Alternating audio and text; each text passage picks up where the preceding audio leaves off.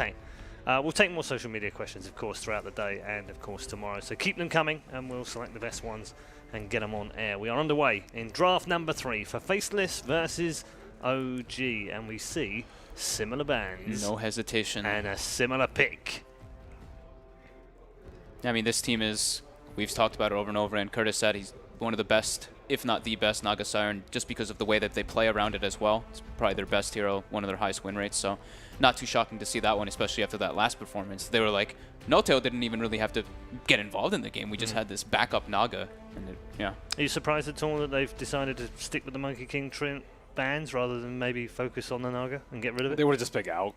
Yeah. Was a Naga, Yeah. I feel Yeah, like. or Terrorblade. Or Terrorblade. I feel like Faceless's idea. Oh, they go for their own Alchemist. I feel like what were you saying? Yeah. Faceless's idea is sort of the way I think you have to approach OG right now, just because they have added a lot more Illusion Heroes, but Illusion Heroes seem a tiny bit weaker than before, that they were at, like, say, Boston. So you have to see the Illusion Hero and you want to counter it. And traditionally, Alchemist has been a very good counter to heroes that need to go late game, like Naga, Alchemist, those heroes. It's just because he hits such an early timing. And they get the CM because they have second pick. Ben, you know Winter really well. What will he have said to Faceless in the break? Other than pick Alchemist if they go Naga. Well, the thing is, I think he's had a pretty long time to prepare, which is the nice thing. Yeah. And Winter thinks about the game much differently than other people, I feel like, which is why I think he's really good at it as a coach. Even if you have dissenting ideas from the team, it's still another way to look at it.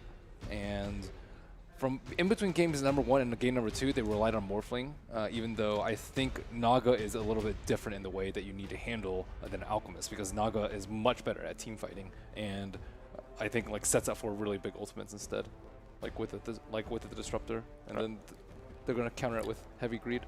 I know Winter's a very objective person, like the way he looks at things too, so he probably looked at that last game and he's probably like, it wasn't like the draft entirely that lost it first, it was just the way that they, like OG like played it as well. Like they really threw everything off that Faceless, like all Faceless' plan kind of like messed up just because of like that one like situation, the aggro. It was like, bam. We all mentioned it at the post-game segment where we said they effectively looked at the Naga and then just got tunnel vision and picked completely on that basis, whereas this time around they don't have to.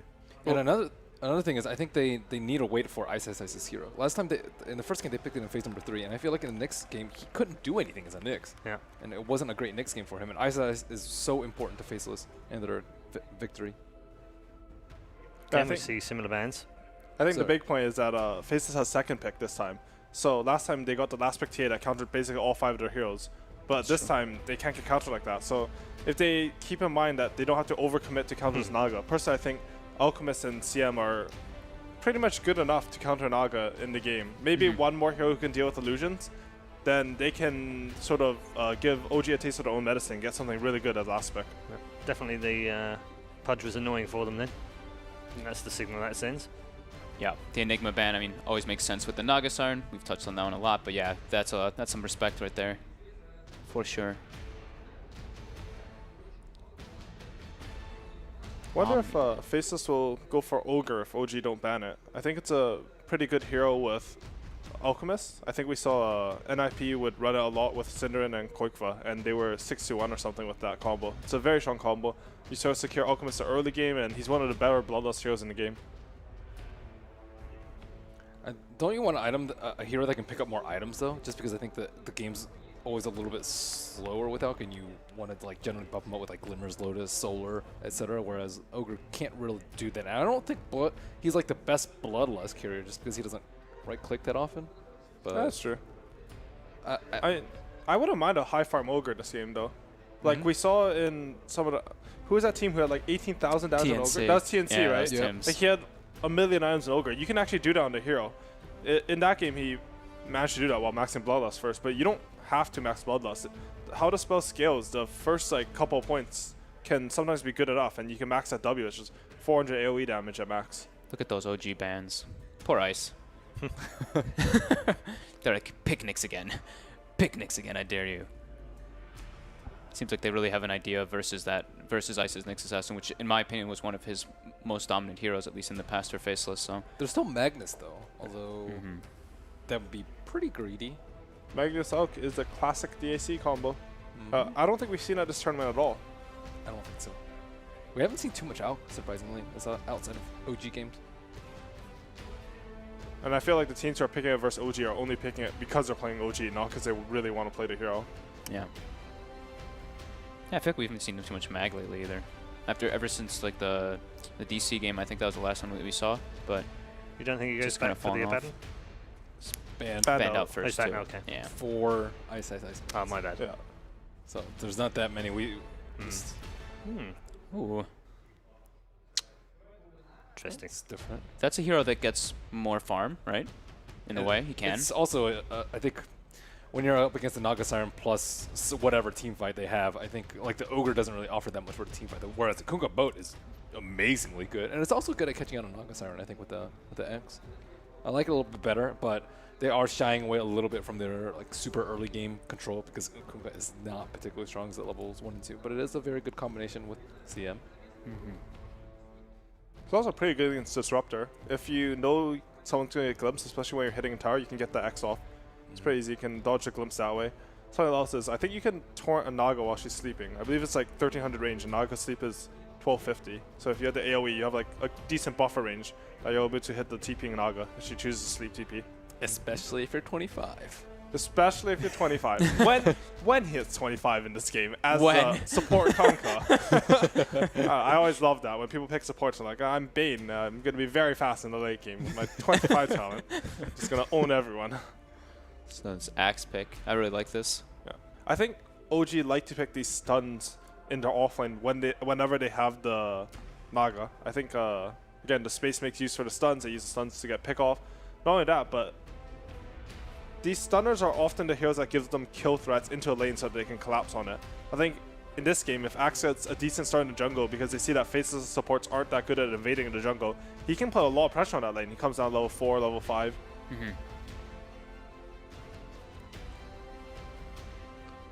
Might struggle a little bit to dunk though. I think it's an issue. Versus like Alk and Kunka, might not be terribly easy to do so. And he also doesn't know who his the safe lane matchup is. Yeah, that's true. One thing that can be said for Axe and Bristleback. Okay. Whoa. One thing that can be said for Axe and Naga Siren together is that it's a nice combo in the sense that you can blink and call, you can fight for those 3.2 seconds that call lasts, and then you can sleep, reset the fight, and when Naga's sleep gets off cooldown, you also have the Axe call again. Just because it's such a short cooldown. That's a good point, yeah. Bristleback is That Ice? It looks like it's probably Ice's hero, right? I don't know. Wouldn't have thought so. Oh, Naga and Terrorblade. And Terrorblade. Whoa. Wait, this is support Naga then, right? Probably? Yep. Probably. Yeah, more than likely. I think support Naga's decent versus Bristleback just because Net is such a good spell versus him. I guess this Bristleback, they've planned on it for a while because I don't think you normally pick against Axe. Traditionally, the heroes that counter him are Legion Commander and Axe just because you can turn him around, hit him from the front. Yeah. He's a good Eggs carrier though. That Eggs is super underrated.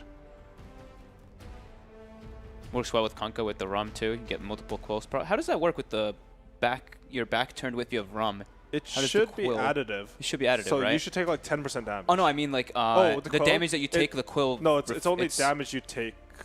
Like you have to lose the 200 HP for it to do the So quill. do Yeah, you so just the ring reduction after? doesn't So, yeah, I don't know actually. That'd be pretty cool. Because like, do you get like 15? If you have like the Rum effect on you, and you take, let's say you get like Lagooned or something, do you do the quills pre-reduction? I have no idea. I actually don't know how that one works. I feel like in Dota 1 it'd be some like pseudo heal thing. You know how they Yeah. did pseudo heals in Dota 1 and you'll just spray a bin of things, but I have no idea in Dota 2. But it's kind of cool concept though, like with the Kunkka Bristle. So if he does get turned, now he does have like that kind of save factor from the Kunkka. He has like at least the Rum. Bristleback's also a hero that greatly benefits from the CM aura. I Yeah. do like that about all of Faces' CM lineups. They just use the aura so well.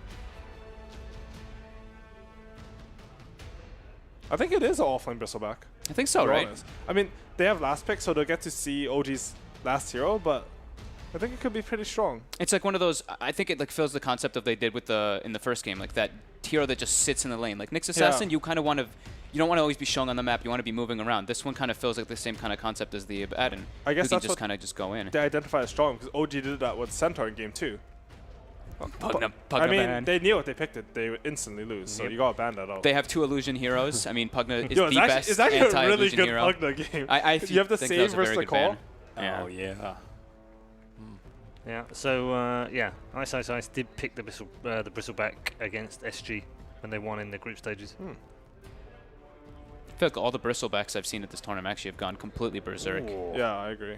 An Elder Titan. Haven't seen a huge amount of him this tournament, that's for sure. Jarek's played it at one of the games that I saw in the group. Maybe once or twice even? Maybe even twice I think he played it. So it's Core Terrorblade and Core Naga? Looks like it. So what, mid TB versus the Alchemist? Yeah, it's, Yep, it's a pretty really good common. matchup for Yeah. TB. Yeah, just the second game for the Elder Titan in the tournament.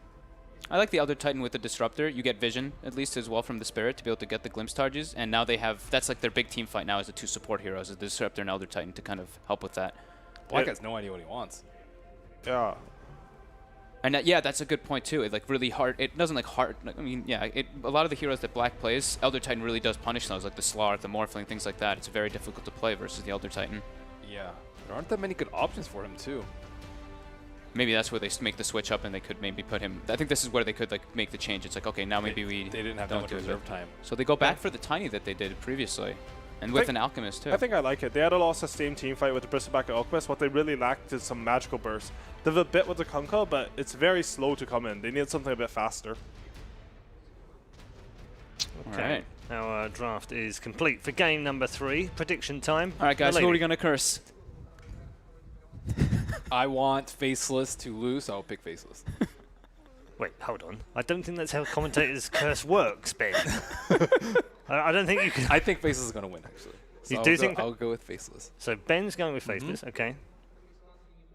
I'm gonna go OG. I think that they play so well around the Naga Siren. I think they have some like cool wombo combo as well with Disruptor and Elder Titan Naga Siren. And I think that Axe can actually get away with putting a lot of pressure on the safe lane with versus a CM Kunkka.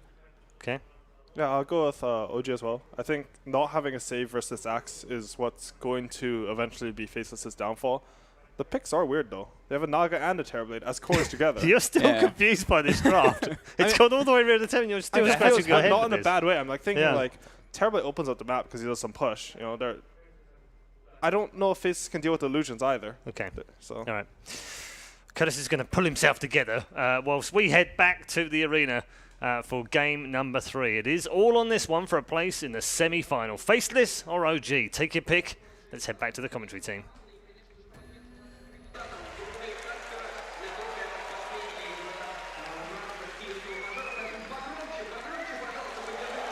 And it seems like in game number 3, we are indeed going to have a very different kind of game. I'm sure our analyst described it in a much more eloquent kind of way, breaking down the draft, but to the dumb play-by-play caster here, Kevin, it looks like to me we're going to have a battle between Illusion Rats and tanky, like, mid-game brawlers. Yeah, I think the tempo from the Tiny that he's going to bring, it could really upset a lot of what OG wants to do. And it kind of looks a little bit like Game 1 to me, in that OG was grabbed a draft that looked pretty straightforward, things get changed up, and it goes somewhere else that we maybe didn't expect. And somehow Crystal Maiden is already casting a spell on a hero. It's going to be Jarex. He wanted to prevent him from getting any wards down. He does succeed at that. Yep, the early TP's out. I think that's, you already said it, right? It's like Faceless, they have the potential heroes to be very disruptive to what OG want to do with the big, mid-game burst damage that they have and a lot of team fight. It's just a question of whether or not they have a strong laning phase, right? And wards has got to be the first step to that. Yeah. It is a little different lanes than I maybe expected, though. It's Black playing Tiny and off-lane Bristleback. A lot of the Bristlebacks we've been seeing has been a core position, but he is going to maybe need some help to be fully sustainable in his lane. With that said, though, Elder Titan's not the best early-game roaming hero. He's okay, by all means, but he definitely can get shut down by some stuff. Ooh. Sneaky OG, what are you doing? They're going to back up and go for a late smoke here. A 3-man intro into the jungle. Looks like Black is going to be in a position to spot this one and probably won't be caught, but he will be losing his bounty rune most likely. At the same time, Ice Ice Ice is going to contest the top rune, so they can still potentially go 2 for 2, and that's exactly what happens. So OG, they're hoping to be able to contest and maybe grab the Alchemist's bounty rune, but it actually breaks down the line even. So not too unexpected to see the TB end up mid, considering the fact that they had a Naga and a TB. He's going to cast Metamorphosis level 1. He's going to attack the crap out of this Alchemist. And we'll see if that helps him get a good start. The aggro try that OG is currently running might have some trouble as well if they can do Frostbite into Torrent on Kunkka, which is certainly very problematic, but they are also very good at right-clicking opponents. They can amp damage, lower some armor with the Elder Titan as well as the Naga Siren. Maybe they can get a kill on these squishy supports. Yeah, a 0 armor Tiny. He's going to have a hard time actually getting into these creeps because he puts himself there. He's immediately going to be riptided. All of a sudden, those right clicks are doing a ton of damage. And we are going to see this turn around the Frostbite. No Torrent coming out from the Kunkka, holding on to that one. It does seem like the aggro trend lane, at least to begin with, is going to have, I would say, like, naturally the advantage. And Faceless just kind of upset that by claiming a kill somehow. Yeah, and they haven't even started to see him in the jungle either, so they're going to have some mana problems. But not too surprising, I think. Did I hear a smoke, or am I just crazy? I think I'm just crazy. Nothing happened here. I think you are, Purge. That's You're okay. losing it. 6 last hits now for Terrorblade. The Alchemist is 5-1. So there was basically no problem for Jabs to get last hits, and that's pretty much because he picked up a Quelling Blade level 1, most likely. It's very difficult to deny against that advantage, even with plus 20 damage from the first meta. And then this top lane, I'm sure it's actually not going to be too terrible for Ice Ice Ice. He's already kind of blown his full mana pool there to try and harass out the Axe early on. He'll have the Crystal Maiden as well to be able to help him out eventually once we start getting that Arcane Aura. So I'm sure despite it being a 1v1 melee matchup against an Axe, I presume that Bristleback is not going to be having the most problems in the world. Yeah, with that said, though, he's already picking up some Magic Stick charges on Axe, so eventually it's going to come down to a crucial moment where both of them try to kill each other, I think. And he does use his Shrine almost instantly just to get that mana pool. And this is one of the limitations of Bristol. You kind of need to burn through most of your mana pool to try to get a kill in the laning stage, because it all comes down to using Quill Spray like 4 or 5 times in a row. So the CM Aura, picking up level 3 now, definitely is a big threat against Axe, but he has some good solutions between Berserker's Call for the bonus armor as well as the Magic Stick. It's always nice being able to force the Bristleback to face you. Yeah, that could actually really early kill potential here. He actually went for the level of Viscous Nasal Goo and is going to be running down S4. Those Magic Wand charges aren't going to come into play, but this stacks up on stacks. Quill Spray is going to be able to finish him off in a second. No! Lives. 7 HP. Ice Ice Ice goes for it, but the first blood has already been taken. Nuts managed to grab that one, or Jarix managed to grab that one on Nuts at the bottom lane before he could actually claim the kill at top. Oh, that was so close. Literally 5 HP. And it's like a 400 gold difference, right? That first blood? Yeah, it makes a huge difference. S4 surprisingly going down, though. It was basically just came down to Ice Ice holding his skill point. Usually you grab Bristleback, but was able to get Nasal Goo instead. And somehow he grabs the Bristleback skill, I believe. Not 100% on that one, but maybe he got 4 from the kill. Not sure, but either way, a really good kill from him. The slow helping a lot. He picks up that side lane bottle. So this is really cool, the way that Ice Ice Ice is playing this one out. He used the Quills immediately, empties his mana pool, used the Shrine, really pressuring, continuing to pressure S4. This is not a lane you should win naturally, I think, as the Bristleback, but the changes to the off lane are beginning to make such a huge difference. He's now killed the Axe. He's actually got his mana pool back into play once again, thanks to that bottle and the Arcane Aura that he's going to be working with. Yeah, so still getting more Magic Stick charges, but things are a bit scary here. At least he'll have Battle Hunger now. If the he gets a call, actually, this could be big. Yeah, no S4 spins. needs the spins, and he doesn't get them.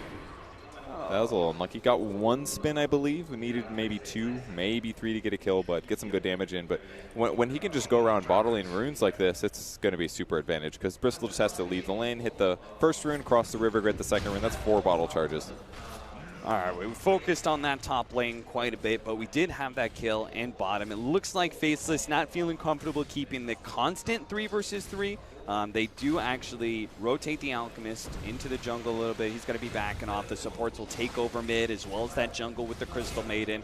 And then after they've given the Tiny a little bit of time, maybe they'll return back to bottom. XY in danger here. Jarix is looking for a stomp possibility. And at very minimum, force them away from the double damage Ana, who does lay a bit of chip damage on that tower. It is really difficult for Elder Titan to land his Echo Stomp right now. The cast time is 1.7 seconds. That's so long. But if you can land it, it does give your team a lot of great setup. So they have a lot of different ways to fish for 2-man calls, for 2-man static storms, maybe more heroes if they get even luckier. And they've got that on top of the Song of the Siren as well. So oh God, it's going to be hard for Faceless to posture for team fights if they don't go in and start the fight on a good foot. I think Faceless need to do like the same thing they did in game number 1, right? Like maintain a 2-2-1 sort of game like the whole entire time, because that is so much wombo combo power coming out from OG. Song of Siren Sleep into the ET ultimate. No, nice stomp there. We'll get a little damage onto Jabs. I don't think he'll be in any real danger, though. A little bit of body blocking, but Chemical Rage is up. Definitely a lot safer for Anna just to focus on getting denies and last hits in that moment. But I do think that Faceless does have the solution that he had from first game, which is tanky offlaner hero who's hard to kill. S4 is not going to be able to deal with him super well. Getting killed by him really changed things a lot. And now Nut's in a great position to set up a further gank. Like Ice already does enough damage to get the Axe kill, but now he's also going to have the benefit of even more disable from the CM. There's also no TP potential for Axe. I think that's what he might be relying on here. TP into mid lane. Black is going to try and help XY, put some pressure on Anna, make sure they don't lose their tier 1 tower to the early Metamorphosis. OG are notoriously good with Terrorblade, but most of the time it's on No Tail. This time around, the mid Terrorblade belongs to Anna, and he's going to be the one trying to move around and take towers. I presume, I think they still kind of operate with the same mindset, right? Is that utilize this Metamorphosis super early on to bully all the outer towers down. Yeah, I'm sure that'll be the case, especially once they get like... that's a really nice thing about the TB this game. He's going to get a really fast level 7, level 8. Those first like 10 levels are huge for Terrorblade. Getting the Metamorphosis as high in damage, the Conjure Images as good as possible, the Sunder, and even if you can get a value point of Reflection early, makes a big impact in your ability to take towers. So there's very little that Faces can actually do to slow this down in the moment, especially with Alchemist as your mid. And in terms of levels, I think that's a big aspect of this game. Kunkka's sitting at level 2, and pretty much all support's sitting quite low, level 3's about. So those first couple of rotations are going to be huge. But who's the hero that's most farthest behind, actually? It's probably Naga Siren, just barely edging over into level 5 right now. So the cores are going to, the carries themselves are going to have a lot less levels than we normally expect due to this try versus try situation. Yeah, poor Black. 26 CS.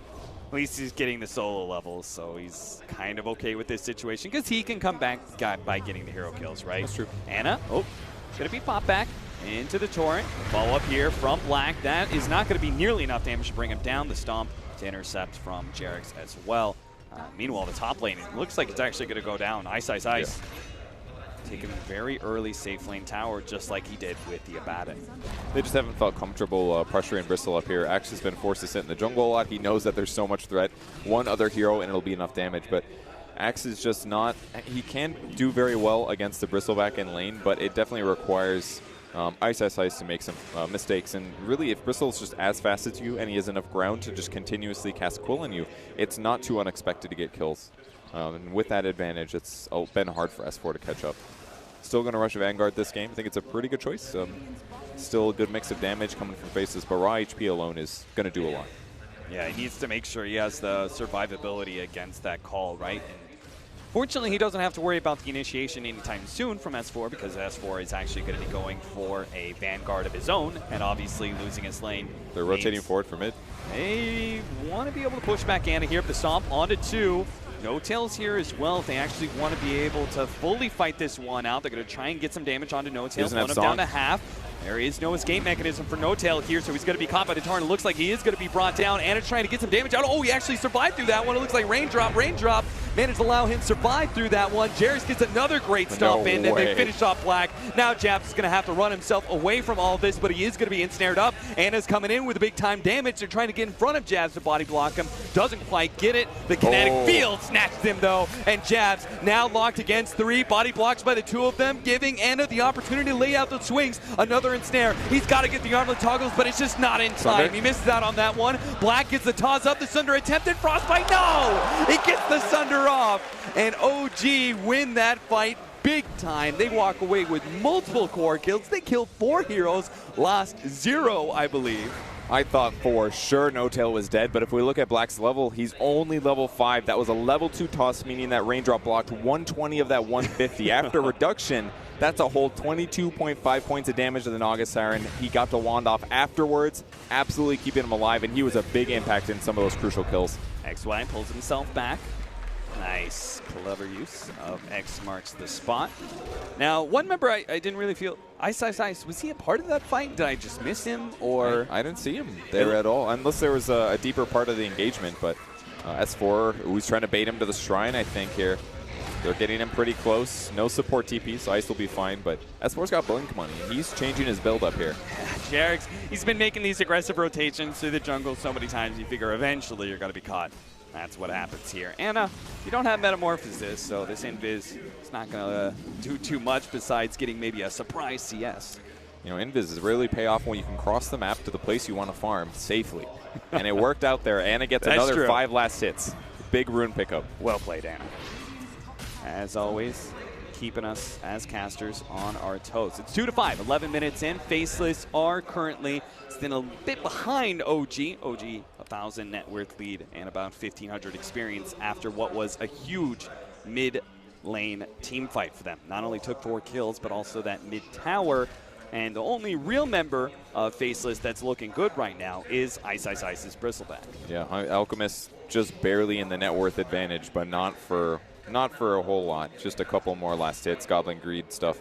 So if Bristol doesn't have an amazing game here, I think it's going to be tough, but he's they're going very to be able to get the surrounded. call on him. They need to output as much damage during this call time while they're facing, because once he starts getting that passive, it's going to be real tough to bring him down. They do manage to get the glimpse back. Ice laying a lot of damage into the OG members. Almost takes out S4 as well as Fly with the quills, but it's not quite enough. OG once again squeak on by with another successful fight, losing no heroes. That was a biased Hellbear Smasher. Do you see that clap? I'm sure a lot of that was the quills, though, that came out due to some back damage.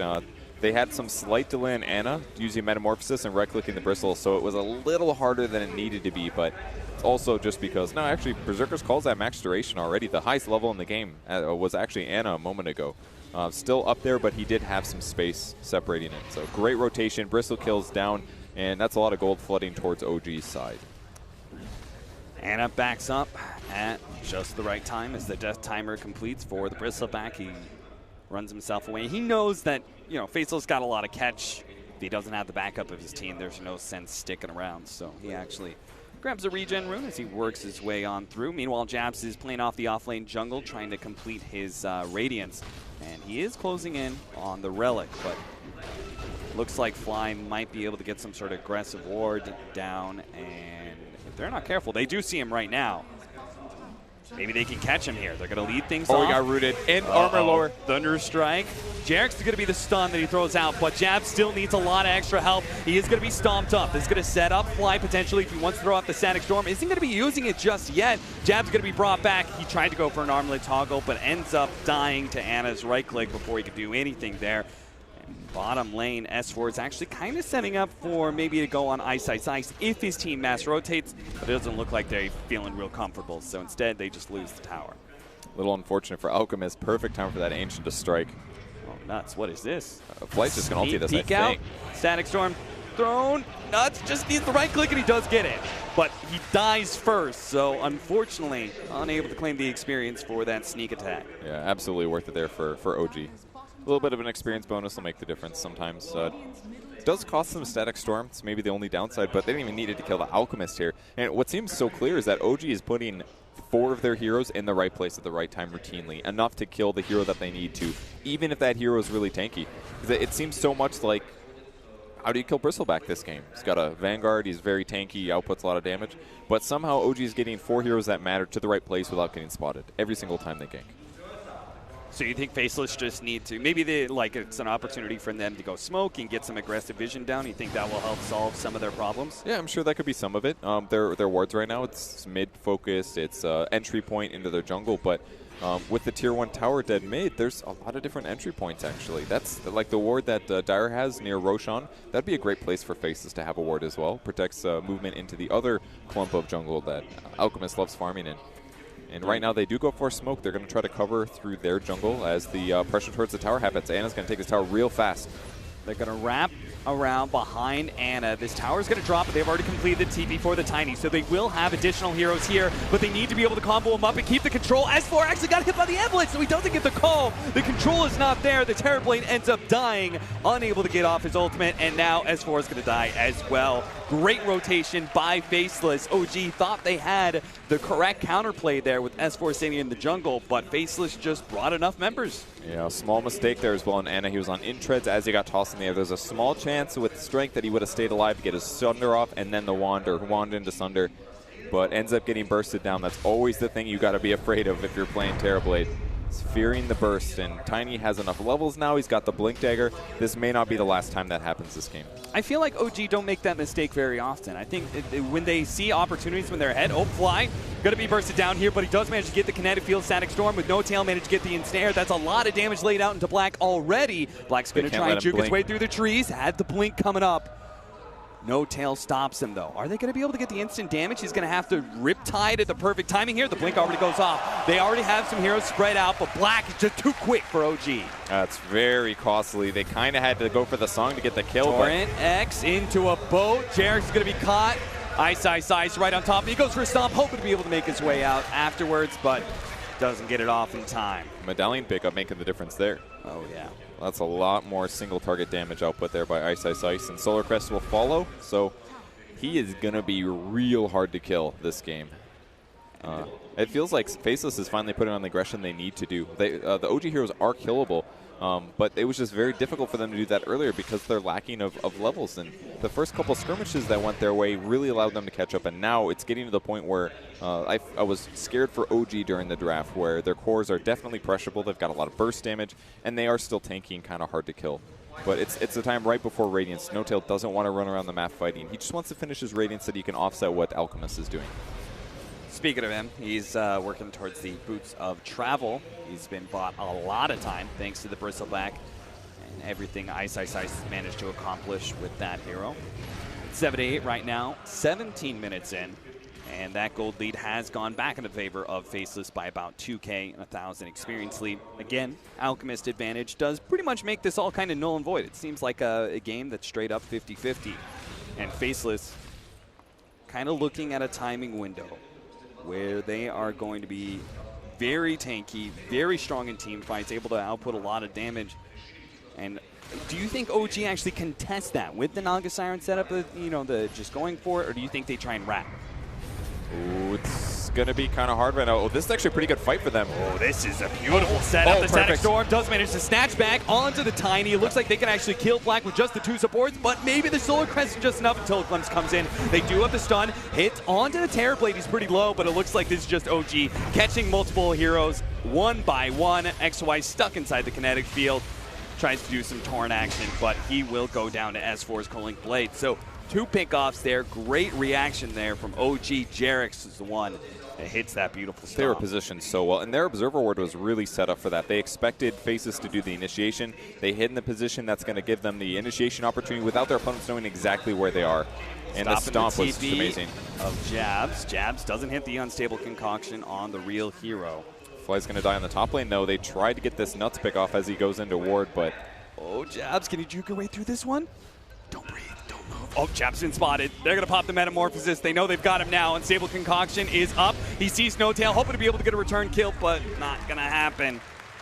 TB is actually so good against Alk this game because you get a free Radiance on your team, even if the Naga Siren isn't there.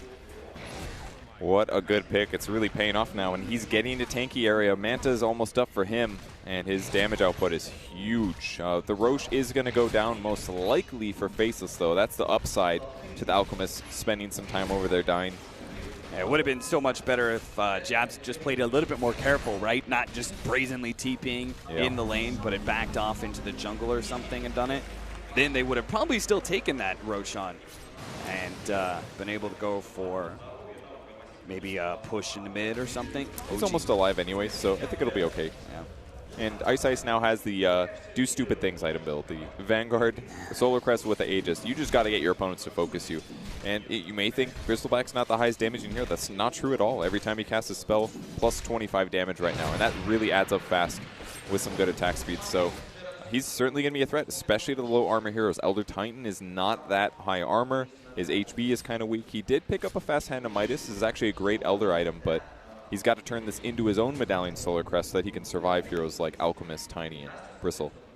There's still a good amount of control from the side of OG, not just the Song of Siren, but you've got Disruptor and ET. Do you think how does our Bristleback deal with that kind of those kind of kiting mechanisms. He's just got to approach the fight from a different direction, I think. That way he can hit the back line and constantly mess with them, delay their ability to just use their skills perfectly. Right. Because if OG gets to play around with initiations, they will find the perfect initiation. Black, oh, great call. Oh, S4 is going to be able to catch him out here. The Stomp's going to be able to follow that one up. They want to be able to blow up Black immediately, but they're not going to be able to get it because now Jab's able to set up here. They caught S4. The pullback there of the X does get it. Now a two-man Static Storm as the Song of Siren fades out with the ultimate from Jarex. A wombo combo to be sure, but can Faceless still fight this one out? They've got the big hero in Ice Ice Ice, but he's running low on mana. XY is trying to help him out by being able to control some of these heroes, but it seems like Ice Ice Ice is not going to have the mana to be able to threaten the cores, but maybe he can kill a support. That's one. Can he chase down Ana? They do have the Sunner onto Ana. Ana's going to use it immediately, just TP away. Smart move by him, but he's going to be caught by the Torrent, so maybe they can still catch him out. He turns, fights XY, doesn't manage to kill him. Ice Ice Ice, he turns his back to Ana. He really wants to make sure he can get this kill, but he also can't straight up man-fight the Terrorblade during the Metamorphosis, so he has to back down. XY got a little too excited about his TP cancel, and when all you have is a Tranquil Boots and Staff of Wizardry, that's not going to be enough to tank the Terrorblade. But even when Bristle was fighting him head-on, it didn't look that survivable. Black finds a free kill on the fly and a free trip back to base 2. A full mana, no problem. That's what he wanted. Black's still going to have a lot of survivability problems, though. OG did a great job salvaging that team fight in a strong way. Yeah, this is such a good Naga Siren setup game, and this is what I think OG are really special. I think another team that did it was NP, right? But you get Jarex with this ultimate with the Static Storm over the top, and these two strength heroes just melted. And the Earth Splitter was so good. Yeah. Really helps keep them inside there a bit longer, too. Faceless did a great job trying to keep them shut down. They tried to kite Iana, but at some point you're going to have to commit to getting a Sunder off. Jab's not looking too happy about that one, but there was definitely some light at the end of the tunnel with the Bristleback being strong. So now, a big reason that fight went the way of OG, right, is they start off the initiation. S4 jumped onto a Tiny. You talked about like being able to address the back line. That's got to be Black's job, right? With his Blink Dagger pickup, he needs to be able to catch those supports because those supports, they do not deal well with pressure, right? They don't deal well with heroes on top of them. They need these kind of very clear, analytical, sort of, okay, we're going to set up here and place this ultimate here. They need that kind of setup, not the chaos that Tiny kind of produces. Yeah, well, that's the problem with Song, though. It lets you interrupt fights and stop that backline pressure, that combo pressure that Black on the Tiny provides. It's always difficult to ensure that your team fight continues the way you want it to when you're against a Naga. So as long as he's got Song and he's not the one that gets bursted at the start, I see OG taking these fights very well. And this is maybe where we go back to Faceless, unless they're smoking or something that kind of ensures their initiation. Playing that 2-2-1 game, maybe we go back to that and just stay away from the team fights of OG, since at least for now they do seem to be the superior opponents.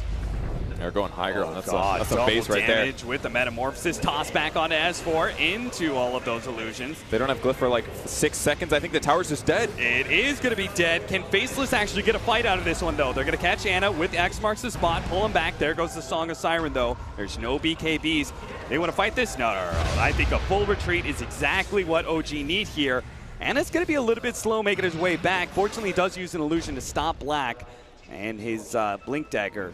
So OG should be able to make a clean escape. But again, this is the dynamicism that Naga Siren really brings to the whole entire lineup. It's being able to use this ultimate to both set up team fights as well as call full retreats.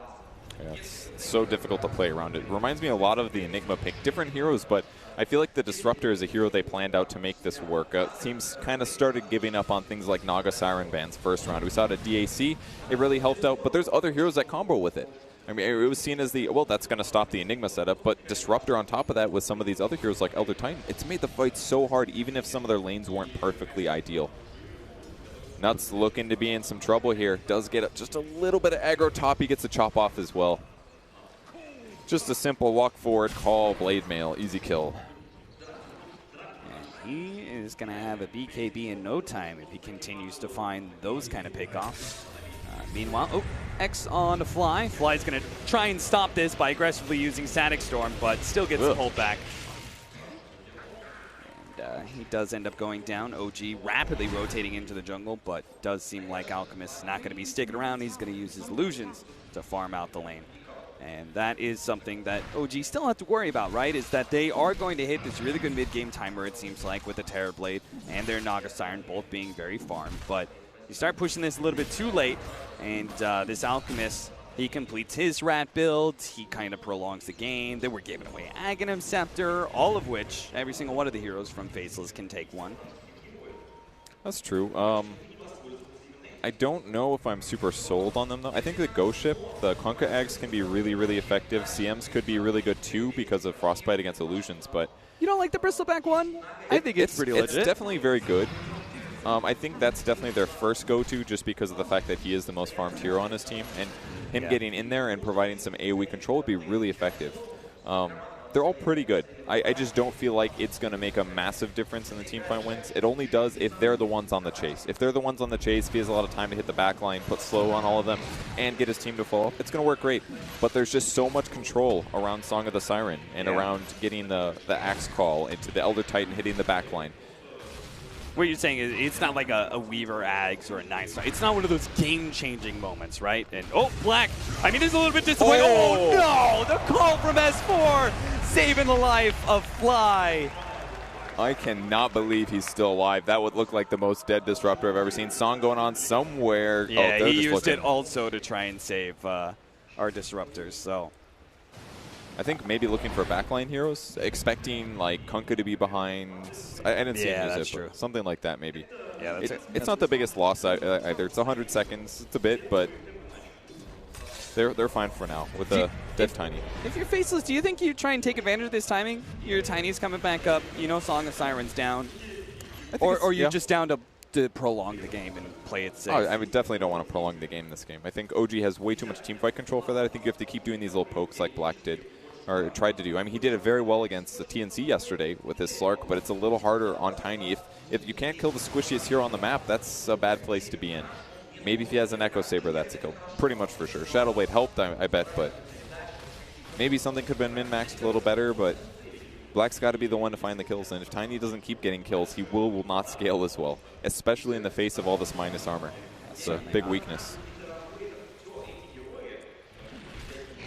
Our BKB timings, Ice does have his, so the Song of the Siren is going to be a little less reliable, not just being able to escape, but also being able to set up. Bristleback is just one hero.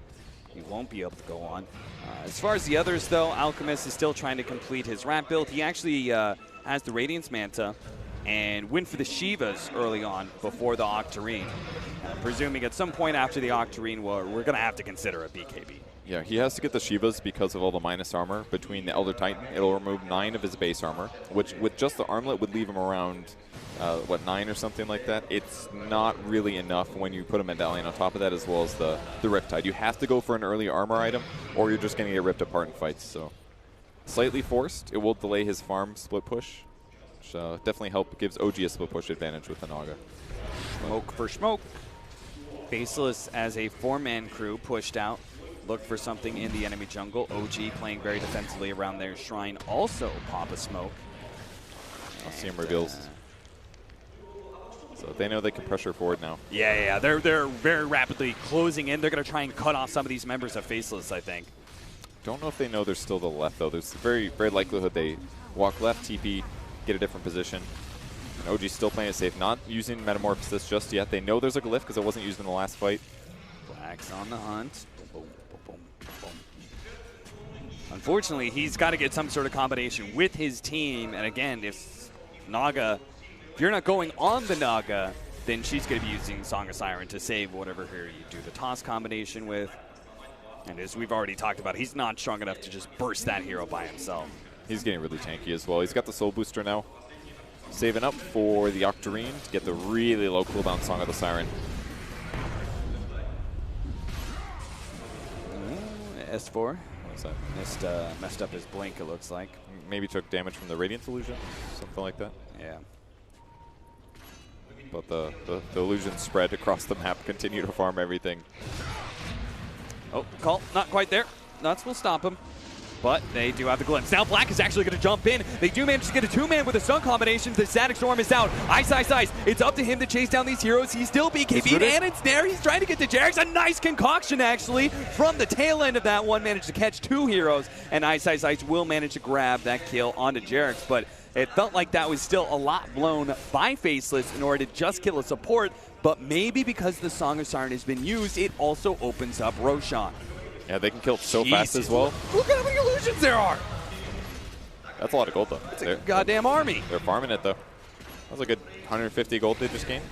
A couple illusions on cooldown. They got to keep an eye on Roche, though. It can die really fast against Bristleback with a Solar Crest, so they'll get in there. They'll slap him a little bit. They just want them to know that they're watching him. So he knows that if there's vulnerabilities, that they will punish it, which makes it a lot less confident to just slowly kill Roche. So, up in 6 seconds for the Elder Titan. That's right, Faceless, with all these illusions spreading all over the map. Every step you take, every move you make, OG will be watching you. That's why they need to be using some smokes, some Shadow Blades. Get in there to the back line. Black has had a little bit of rough time finding these initiations so far, and it's going to be even harder once this Octarine comes up. I really thought Faceless was going to get punished when he blinked aggressively into this team. It seemed like the most obvious Static Storm. It was a great Static Storm, but the BKB coming from Bristleback just did way too much. They still need some big armor items to protect their backline, and Black is still making some pressure happen. I really need him to connect with another kill because he needs a BKB too, right? Yeah. Like, he can't afford to every single time be stalled up by the Song of Siren and caught inside Static Storm. So they need him to have a BKB, as well as, I'm presuming the Alchemist is eventually going to get a call out onto Nuts. S4 cornered the poor Crystal Maiden and made her his. 14-19, 32 minutes in. Ice being chased along by illusions all over the place. They're going to be able to get the glimpse back here. Maybe, just maybe, they can actually bring Ice down. Now he's going to pop his BKB, fearing all the damage that's coming out. Oh, look at it again. The Song of Siren mixed with the BKB again in place against Faceless. OG are going to be able to catch multiple heroes now that Ice is down. They immediately put their attention onto Jabs. When Stable Concoction goes out, here comes the ship actually, but S4 managed to get the call onto Jabs. That gives No Tail a little bit of space to be able to work with. They get the ensnare, kiting this hero. 2 down from Faceless. Asunder goes out as well. That'll be XY caught. OG, a great team fight for them. They just know the ins and out of this Naga Siren hero and how to use that ultimate. They really do. They did perfect attack moving to guarantee the kill on the Bristleback, and instantly with the chop right into position to combo it from a kill into a further setup. The Alchemist did a lot of damage staying alive, though. It was pretty impressive how low everybody was by the end of the fight, but the fast Scotty here on Ana has just given them so much advantage because they just simply can guarantee slow all the important cores. Look at this. Ice. Pulled back, and they're kind of thinking about maybe we don't focus him. Anna makes the call. Ice pops that BKB, and boom, there goes the Song of Siren. And all of a sudden, it doesn't really matter if you have that passive going on. It doesn't really matter because there's 4 heroes all targeting you, and you're the only one being targeted. Everyone else is asleep. And XY in the backline doing everything he can to slow things down, but not able to affect it. OG is able to get Roche in the meantime with all of the dead Faceless heroes, and now they're going to start pushing across the map, finishing off the rest of the towers, and really start closing out the game. Everything up until this point felt pretty neutral. The map was pretty split across the middle. Black's looking for kills, but he wasn't effective enough at finding them. Lotus Orb being built up. Who was that? I saw our Bristleback is actually building into an AC. Oh, there. Okay, that's a Sunder used. It's one way to get full health. Oh, it was. Elder Titan, or excuse me, Kunkka has the Lotus Orb queued up. That's what I was looking for. Okay. Yule's almost finished as well. Oh, there's so many items on the courier. Yeah, OG are just getting like so much. And I see like Faceless, and there's all these items they really need to have. The BKBs, the Lotus Orb, like in order to actually make these team fights work for them, or even have a chance at being able to make it work. The problem is they're losing out on all their space. Like the map is completely controlled by OG. There's illusions funneling in everywhere. They start beating on this tier 3 tower at the bottom lane. Send back there. Uh-oh, they just lost their Alchemist. That's not good at all. They maybe can start a fight to delay this, but Terrorblade's got Aegis. He's S4 gets the call onto the Tiny in the back lines. Anna immediately helps with the illusion, but Black does get a 4 staff away. Now, Nuts actually stopped by the Static Storm. That ultimate's not going to last for long. Anna's actually dropped pretty low here. Maybe they can take away that Aegis, but there goes the Song of Siren. Ice Ice Ice comes forward. There goes Asunder. He says, thank you very much for a full heal. OG start backing away, but the Song of Siren's down. Maybe they can still fight this one out. Ice Ice Ice is going to be taken down, but No Tail's down to half health. A beautiful Torrent, as well as a follow-up Unstable Concoction, but S4's going ham in the back lines. Managed to catch the Tiny, pulls him down. Jabs still really needs this kill onto Anna. They cannot afford to be using all this and not claim some kills, so they are going to be able to get Anna here. That's life number one. OG, can they actually save their core? They're going to try and set up with the Elder Titan Stomp. Anna slowed down. Stomp is going to be dodged here, controlled up by the X, and they give up. They're like, nope, Anna, sorry, you're dead. And the rest of OG going to bail. Very good defense there by Faceless, able to hold the high ground. And it all came down to the Song of the Siren being used and Naga Siren being vulnerable still. If she had the Aegis, things go a little better, but unfortunately he had to use Song to try to help his allies stay alive. And that just wasn't enough when they were able to focus him. So small tactical mistake there by OG gives Faceless some breathing room because they punished it well. That is BKB for the Tiny, complete. That S4 call, I thought for sure, like, oh, he's donezo. But with the combination of the Invis and the Force Staff back, those shots from Anna couldn't bring him down. They wasted Static Storm as well. This put Terrorblade in a really bad position. Felt like Songin was the only way to save him there. And No Tail sitting probably too far forward here. His HP is not very good. His armor is certainly not very good. He's even taking tower damage. This beautiful Torrent that hits on 2. It really was the X on No Tail that helped guarantee that he stayed out of position. Probably why he was in the front so long. Yeah. Faceless, you could definitely see. I mean, they gave up the Naga Siren again. They obviously had a game plan. Game plan was Alk and Kunkka, two of the better heroes to address the various ways that Naga Siren works. Well, there's no Aghanim Scepters pulled yet, but it's about time. Jabs is 6 slotted here. Looks like he's going to opt for an AC. Probably will replace his armlet just to make his hero even harder to kill. It's going to make Terrorblade less effective at killing Alk, and most importantly, even more counteraction from the Elder Titans, amplified damage. Are you still thinking Bristleback first? Because he's no longer as farmed, as ahead of everyone else. Well, I'm kind of feeling the Kunkka, you know, the group up mechanism of the ship with all these AoE abilities, Unstable Concoction, the Avalanche. I think it all depends. He's not going for a blink deck. I've kind of theory crafted a blink on him potentially. Blink to the back of the crew, boat towards your team, vacuum, bring them out of position. That could be amazing. But I don't think Kunkka boat is the Ags right now. It's definitely good in purpose. Maybe Tiny, but Tiny's still doesn't have armor. He can't actually fight. He's queuing up a butterfly because he knows there's an Ags in his history, or in the future that is. But I think it's got to be Bristle, I guess, looking at it. It's going to go for a Lotus Orb. Actually, yeah, still Lotus Orb for Bristle. Yeah, that could be good. Reflect Sunder. That's actually a huge tool that they could have used. Yeah, it seems like they're communicating. They're kind of passing off the duty of these items. AC going to the Alchemist instead of Ice Ice Ice, who had it queued up. We are going to have that Assault Cuirass pretty soon here, but not soon enough for this team fight that OG are looking to force. Okay, uses an Experience Tome on Alk to try to hit 25 just a little bit faster. This could help a lot. -5 Acid Spray armor. It's a big impact against these really tanky illusions. Not to mention the backline. You know what the dirty part of this purge is? Look how far back they are. That's okay. You know what that is? You know what that is? That's them dodging the extra armor on towers. These illusions are actually hitting a lot more because they're sitting just far enough back that this tower is not getting a whole lot of extra armor. And towers got reduced if heroes aren't there, which means that illusion split push was actually buffed in the last patch. It was. I knew you'd like that one, Purge. I didn't even think about that, man. You got it, though. That's it. Tier 3 going to drop. Anna pushes forward with the Metamorphosis. Oh, that is going to be S4 catching the Bristleback. Can they bring him down in time? The Unstable Concoction is going to stop the damage, but they have the Song of Siren. Looking to reset things. They're going to go for the Bristleback. He does have a BKB, though. He's going to pop it instantly, but he's still slowed down. Black, Anna's not sure who to focus. He goes for the supports of the back line. Over taking out the Kunkka, and Nuts also falls. While S4 controls up the 2 cores. They're dropping fast. Ice Ice Ice, he managed to take 1 kill. Jab's getting clean up the rest. They're all pretty low, but the damage is too much.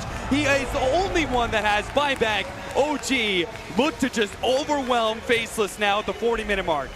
And they're able to pick up the gem as well. Anna on the back line with the song set, have gotten the perfect position to clean up the fight. Fly as well, guaranteeing those supports couldn't stop him from doing that bout of damage from the back line. And without the Kunkka to keep those heroes out of position, without the Crystal Maiden to stop the course from right-clicking, Jabs just couldn't do enough damage on the back line. That's not Alchemist's job. He wants to keep them busy, and he did that kind of, but he needs some backup. There is no more Metamorphosis, and some of these heroes are about to come up. Maybe Faceless can still hold here. They have one last lane of racks. They're going to use the Sunder for the little bit of extra HP. OG are full committing here to try and get the Mega Creeps. Jabs jumps forward, trying to go for Anna. Song of Siren being used. That is why they did that, because they knew they had this fail-safe plan. They can always pop the Song of Siren as soon as the fight comes to them and they feel uncomfortable. Not able to gap close. They really wanted to get an X off there. It could have been a big kill, but not going to catch Fly either. Full Ags now for Disruptor. Oh no. Ooh, Those BKBs are no longer useful. This is like the OPI win the team fight no matter what thing. I mean, OG's been looking at this stuff for weeks and months. The Song into Black Hole. Can't stop that unless you have the BKB break. Song into you can't cast items and your silence no matter what. That's also very abusable. Could be great against Bristleback, potentially good against Alchemist. There's so many good things about what OG's lineup does scaling into the super late game, and they're not even they just got started really on the items that combo well with it. A monster lead for OG right now, and they're just one melee and one ranged racks away from Mega Creeps. They've got I don't see any other way. Faceless have to find the initiation. They have to be able to push out, because otherwise they're either going to get ratted or they're going to get a Song of Siren setup that they can't beat. So Faceless has got to make some sneaky moves, but it's OG who are once again going to take the first step. They smoked up. They do see the Observer Ward. Will they break it? Okay, they put their own ward down. They're going to leave it up there. They don't want to reveal that they're here, so maybe S4 can grab an initiation. Oh, goes on the illusion. That is not what they were hoping for, but maybe they saw the catch. No tail. Okay. This is not going to be a full-out spread. He's going to try and get the Static Storm on multiple heroes, but they take down Jabs first. The regen, not going to be enough. He's down for 2 minutes. Now the rest of Faceless, good call onto 2. Again, the 2 cores controlled up by S4. Freeze it field, let it go. Nuts, might as well let it go because there's not much left in the tank for Faceless. They're getting overrun by OG. They storm the base with Anna, taking a melee Rax, finishing up with a range Rax. Black goes in the back line. That's just an illusion, my friend. Black. Ice, ice, ice. He can't deal with these illusions, and neither can Black. The damage is just too much from Anna. Mega Creeps is up. Faceless don't want to go out of this tournament. They knocked TNC out to be here. They don't want to fail Southeast Asia like this, but it seems like OG are just one step ahead. Man, they picked all the heroes that combo well. It's their style. This feels like OG at its base. They made it work with this TB plus Naga. I doubted it a little bit. But man, No Tail's early rotations at 6 were incredible. Farm? No, I'm here to fight. I got to make up for something because we had this weird draft. And then their late game execution, their mid game execution was just flawless. I'm sure other teams are going to be learning from Faceless here. First of all, game number 1, how they played that one out was really special way to fight up against OG. But also this game 2 and game 3. OGs are the master of the Naga Siren. I don't think you can give it to them anymore. And even seeing Anna playing Terrorblade for the first time, 22-7. He farmed faster than a Naga Siren did. He made all the right decisions in the team fight. So much physical damage output. I mean, if I take a look at the scoreboard, he did 34k damage, No Tail getting 30k. He had an amazing performance, but across the board, just cool drafting, picking an Elder Titan back up into the draft.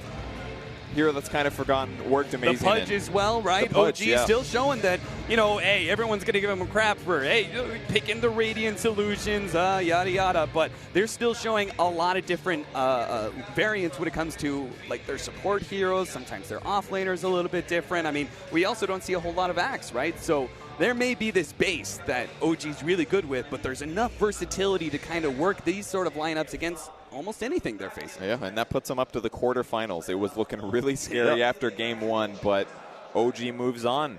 That's right. OG in the quarterfinals. Faceless done what they can for the Kiev Major, but that is the end of their run. How far can OG go? Questions only the analysts can answer. I think like sets up for really big ultimates instead, like with the disruptor, and then they're gonna counter it with heavy greed. I know Winter's a very objective person, like the way he looks at things too. So he probably looked at that last game and he's probably like, it wasn't like the draft entirely that lost it first. It was just the way that they OG played it as well. Like they really threw everything off that Faceless. Like all Faceless' plan kind of like messed up just because of like that one like situation, the aggro. It was like, bam. We all mentioned it at the post-game segment where we said they effectively looked at the Naga and then just got tunnel vision and picked completely on that basis. Whereas this time around they don't have to. And another thing is, I think they need to wait for Ice's hero. Last time, in the first game, they picked it in phase number 3, and I feel like in the next game, he couldn't do anything as a Nyx. Yeah. And it wasn't a great Nyx game for him, and Ice is so important to Faceless and their victory. Can we see similar bans? I think the big point is that Faceless has second pick this time. So last time they got the last pick TA that countered basically all 5 of their heroes. But this time, they can't get countered like that. So if they keep in mind that they don't have to overcommit to counter this Naga, personally I think Alchemist and CM are pretty much good enough to counter Naga in the game. Maybe one more hero who can deal with illusions, then they can sort of give OG a taste of their own medicine, get something really good as last pick. Yeah. Definitely the Pudge was annoying for them then. And that's the signal that sends. Yeah, the Enigma ban, I mean, always makes sense with the Naga Siren. We've touched on that one a lot, but yeah, that's some respect right there, for sure. Wonder if Faceless will go for Ogre if OG don't ban it. I think it's a pretty good hero with Alchemist. I think we saw NIP would run it a lot with Cinderin and Koikva, and they were 6-1 or something with that combo. It's a very strong combo. You sort of secure Alchemist the early game, and he's one of the better Bloodlust heroes in the game. Don't you want a hero that can pick up more items though? Just because I think the Okay. We'll take more social media questions, of course, throughout the day and, of course, tomorrow. So keep them coming, and we'll select the best ones and get them on air. We are underway in draft number 3 for Faceless versus OG, and we see similar bans. No hesitation. And a similar pick. I mean, this team is, we've talked about it over and over, and Curtis said he's one of the best, if not the best, Naga Siren, just because of the way that they play around it as well. It's probably their best hero, one of their highest win rates, so not too shocking to see that one, especially after that last performance. They were like, Noto didn't even really have to get involved in the game. We just had this backup Naga. And yeah. Are you surprised at all that they've decided to stick with the Monkey King bans rather than maybe focus on the Naga and get rid of it? They would have just picked out. Yeah. Was a Naga, I feel Yeah, like. or Terrorblade. Or Terrorblade. Yeah, I feel like Faceless' idea. Ooh. They go for their own alchemy. I feel like what were we saying? Yeah. Faceless' idea is sort of the way I think you have to approach OG right now, just because they have added a lot more illusion heroes, but illusion heroes seem a tiny bit weaker than before, that they were at, like, say, Boston. So you have to see the illusion hero and you want counter. And traditionally, Alchemist has been a very good counter to heroes that need to go late game, like Naga, Alchemist, those heroes. It's just because he hits such an early timing. And they get the CM because they have second pick. Ben, you know Winter really well. What will he have said to Faceless in the break? Other than pick Alchemist if they go Naga?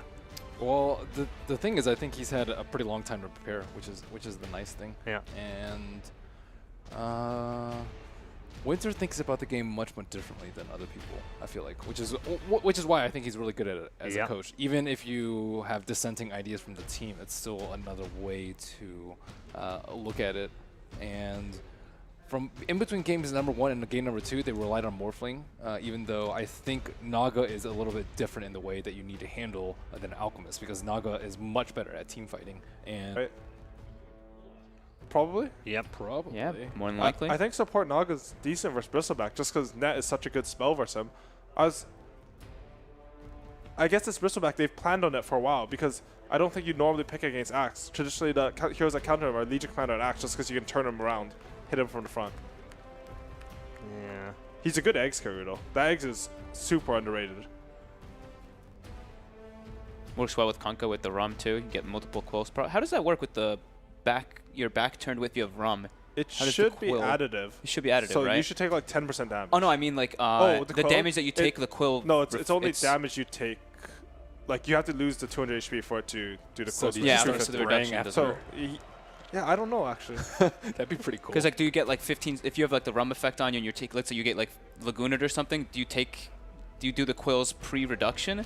I have no idea. I actually don't know how that one works. I feel like in Dota 1, it'd be some like pseudo heal thing. You know how they Yeah. did pseudo heals in Dota 1, and you'll just spray a bin and things, but I have no idea in Dota 2. But it's kind of cool concept though, like with the Kunkka Bristle. So if he does get turned, now he does have like that kind of save factor from the Kunkka. He has like at least the rum. Bristleback's also a hero that greatly benefits from the CM aura. I Yeah. do like that about all of Faces' CM lineups. They just use the aura so well.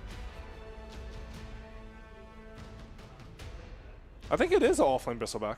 I think so, to be right? honest. I mean, they have last pick, so they'll get to see OG's last hero, but I think it could be pretty strong. It's like one of those. I think it like fills the concept of they did with the in the first game, like that hero that just sits in the lane. Like Nyx Assassin, you kind of want to. You don't want to always be showing on the map. You want to be moving around. This one kind of feels like the same kind of concept as the Abaddon. I guess we can that's just what kind of just go in. they identify as strong, because OG did that with Centaur in game 2.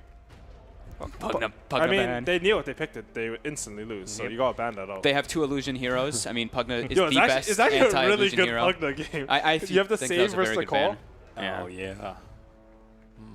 Yeah. Game's always a little bit slower with Elk, and you want to like generally buff him up with like Glimmers, Lotus, Solar, etc. Whereas Ogre can't really do that. And I don't think he's like the best Bloodlust carrier just because he doesn't right-click that often.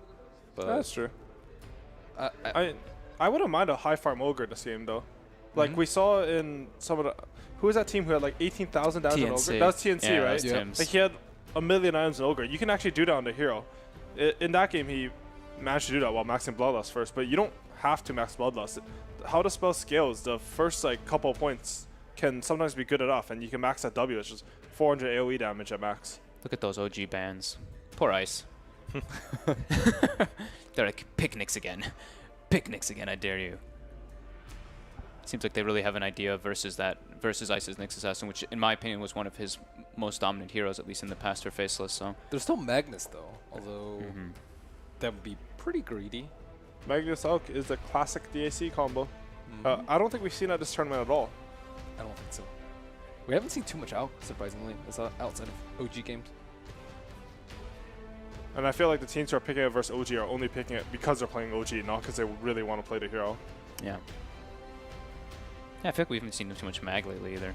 Ever since like the DC game, I think that was the last one that we saw. But You don't think he goes Just back kinda for the falling off. Abaddon? Banned Banned banned out. out first banned too. out, okay. Yeah. for Ice. Oh, my bad. Yeah. So there's not that many. Ooh. Interesting. It's different. That's a hero that gets more farm, right? In a way, he can. It's also, I think, when you're up against the Naga Siren plus whatever team fight they have, I think like the Ogre doesn't really offer that much for the team fight. Whereas the Kunkka Boat is amazingly good, and it's also good at catching out on Naga Siren. I think with the X, I like it a little bit better, but they are shying away a little bit from their like super early game control because Kunkka is not particularly strong at levels 1 and 2. But it is a very good combination with CM. It's also pretty good against Disruptor. If you know someone's going to get glimpse, especially when you're hitting a tower, you can get the X off. It's pretty easy. You can dodge a glimpse that way. Something else is, I think you can taunt a Naga while she's sleeping. I believe it's like 1300 range, and Naga sleep is 1250. So if you have the AoE, you have like a decent buffer range that you're able to hit the TPing Naga if she chooses to sleep TP. Especially if you're 25. Especially if you're 25. when he hits 25 in this game as When? support Kunkka. I always love that when people pick supports. I'm like, I'm Bane. I'm going to be very fast in the late game with my 25 talent. Just going to own everyone. So it's Axe pick. I really like this. Yeah. I think OG like to pick these stuns in their offlane whenever they have the Naga. I think, again, the space makes use for the stuns. They use the stuns to get pick off. Not only that, but these stunners are often the heroes that gives them kill threats into a lane so that they can collapse on it. I think in this game, if Axe gets a decent start in the jungle because they see that Faceless supports aren't that good at invading the jungle, he can put a lot of pressure on that lane. He comes down level 4, level 5.